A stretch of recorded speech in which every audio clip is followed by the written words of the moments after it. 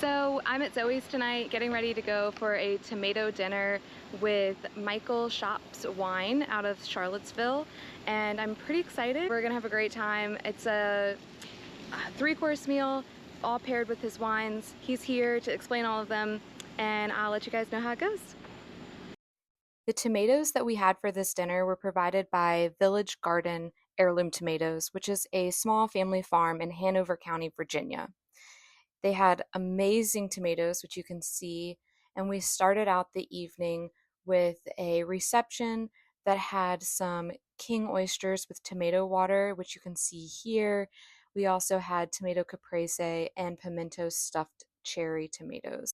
And here, Michael explains his entry into winemaking. I've been making wine here in Virginia for this will be the 31st harvest, or as we say in the wine world, my 31st campaign.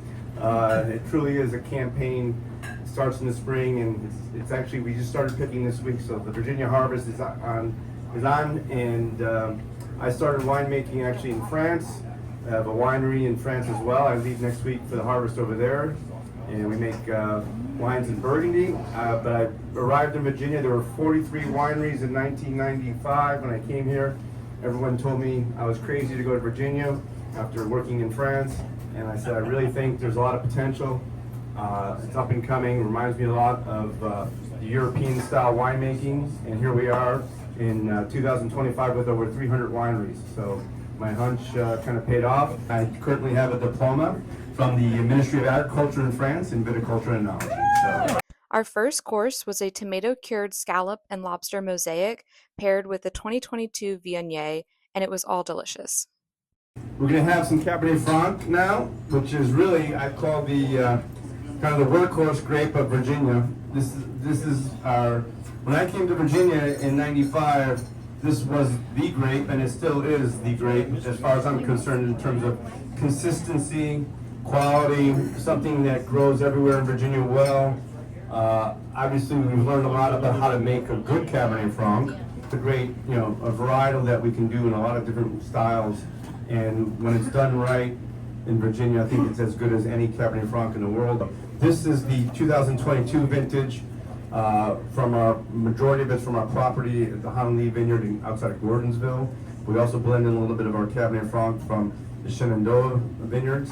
And for me, it's still young, but it's approachable. It has structure, tannin, really nice red fruits, but it's not too heavy or too light. It really is a wine that is for the moment or can age. I find these Cabernet Francs tend to age 10 to 15 years, no problem. I think this vintage is also one of those. That Cabernet Franc was paired with milk bread, BLT, and tomato bisque, which was absolutely delicious and a wonderful pairing. Our third course was a tomato lasagna paired with the Tannat 2022, which Michael will explain here.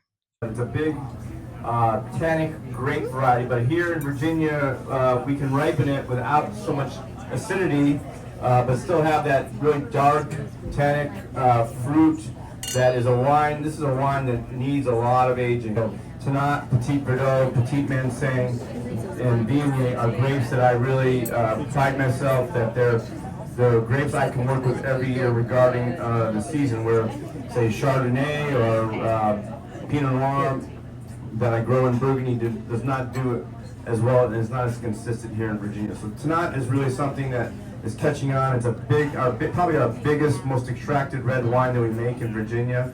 This is from the 2020 vintage, so it's now 5 years old and it's still quite young. We aged this for 2 years in barrels, 50% brand new barrels, French oak barrels. So this wine gets a lot of oak, a lot of aging, and it needs a lot more aging in the bottle, but you kind of see it now in its youngest state, and it should pair nice with the lasagna, but this is a wine that definitely needs to be put down and aged for a little bit longer, so I hope you enjoy. The finale of our dinner was a raspberry chocolate tomato olive oil cake, which was paired with a sweet, delicious dessert wine, which Michael will explain here. About 15 years ago, when we had a grower in Southside Virginia that was a tobacco farmer that also grew grapes that I met, and he would take his grapes and put them in his tobacco barn and dry them out. and we did an experiment together, and it was quite a success. And so then he helped me buy 2 tobacco curing barns, and we brought him up to Charlottesville. And ever since then, I've been making both a white and red, we call raisin wine. And we picked these grapes. This is Cabernet Franc that's picked the same time as we picked the Cabernet Franc that you had earlier. But instead of pressing the grapes, or crushing the grapes, we actually put it in the tobacco barns. And it takes anywhere from 10 days to 2 weeks at 120 degrees Fahrenheit in the tobacco barns with constant airflow for the grapes to go from about 24% sugar to about 34% sugar. And they dehydrate, we take them out, and then we process them just like we would the Cabernet Franc.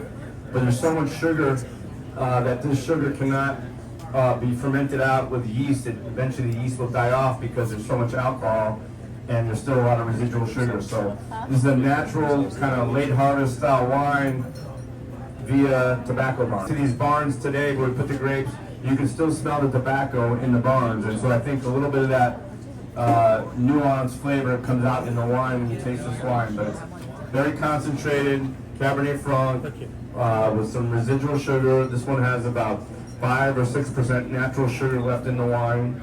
And it's not high alcohol, but it's we kind of classify it more like a mini port in terms of style, and it should pair great with the dessert. So enjoy. Thank you. So all in all, this 4th annual Summer Supper Somm dinner at Zoe's Steak and Seafood in Virginia Beach was absolutely wonderful. Michael Shops being there and presenting his wines was such a nice touch. It was great to learn from him, his background, where he learned winemaking, kind of what they're doing here in Virginia, as opposed to what he does with his wines in Burgundy.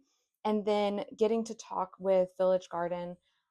Their grower, David, and his wife, Barbara, were both there.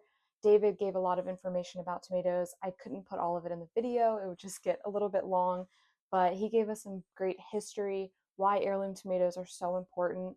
And they're grown right here in Virginia, up in Hanover County. So it was really nice to meet everyone, talk to them, and have a great night. If you're ever in Virginia Beach, make sure to check out Zoe's. It's amazing. And if you're in the Charlottesville area or planning a trip there sometime, Michael Shops is a wonderful place to go for some great Virginia wines. And if you have any questions or would like to get in touch with me to plan a trip, let me know. My website is mistralwindstravel.com, and I hope to talk to you guys soon. Cheers!